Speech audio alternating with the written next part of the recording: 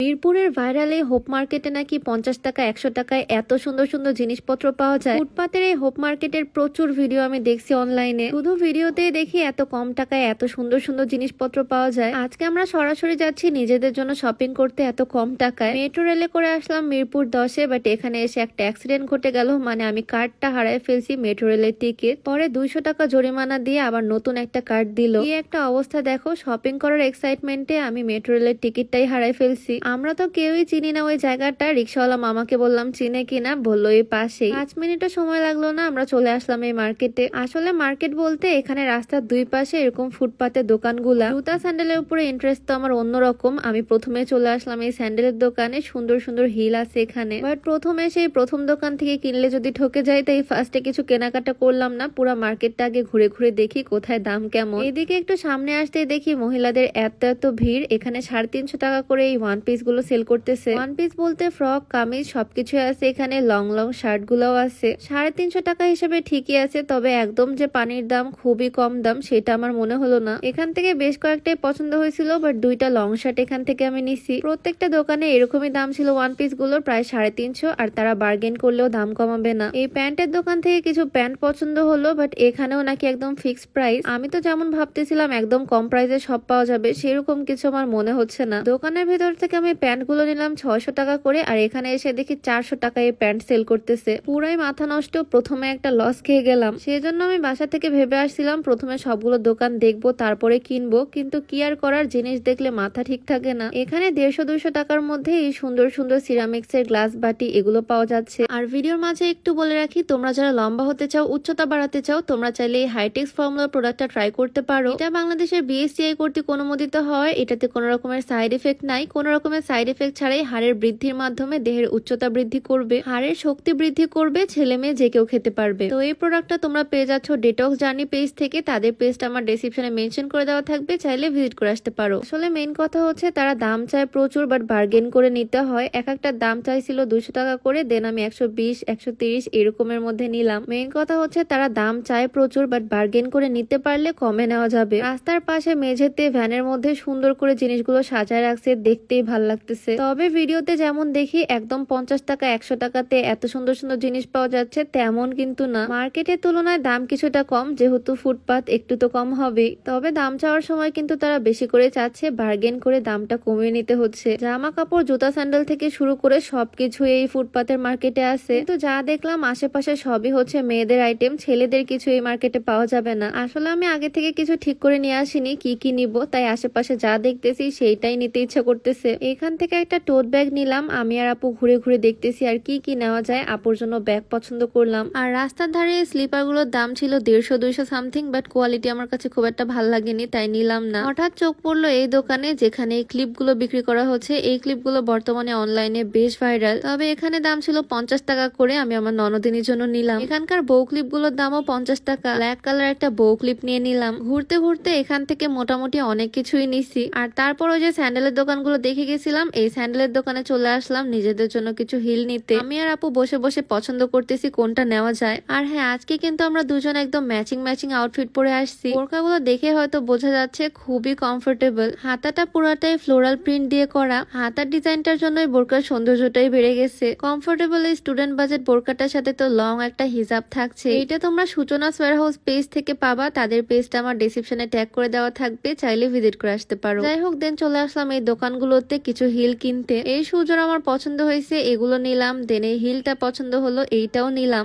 দাম জিজ্ঞেস করছিলাম, দাম চাইছিল 950, আমি বলছি 500, আর এক কথাতেই দিয়ে দিল। মানে তারা সেকেন্ড কোনো কথাই বলেনি। দেন আমার মনে হলো আমি আবার ঠকে গেলাম না তো। মানে খুবই আফসোস হচ্ছিল, মনে হলো আরেকটু কম বলা উচিত ছিল। 500 টাকায় যে হিলগুলো পাইছি এটাও অনেক। 500 টাকায় আমাদের এলাকায় পাওয়া যায় না। এখান থেকে আজকে অনেক কিছুই কেনা হয়েছে, আর সবচেয়ে কাজে লাগবে আমার এই প্লেট গ্লাস গুলো। ভিডিওতে যেমন দেখি একদম 50-100 টাকায় এত কিছু পাওয়া যায়, তেমনও না। দাম তারা বেশি চায়, মেইন কথা হচ্ছে বার্গেন করে নিতে হয়। তো সবকিছু কেনাকাটা শেষ করতে করতে আমাদের প্রায় সন্ধ্যা। বের হয়েছিলাম আমরা দুপুর টাইমে, আর এখন ব্যাক করতেছি সন্ধ্যার দিকে। যাই হোক, আজকের ভিডিওটা আপাতত এখানেই শেষ করছি। সবাই ভালো থাকো, দেখা হয়ে যাবে নেক্সট ভিডিওতে। সবাইকে আল্লাহ হাফেজ।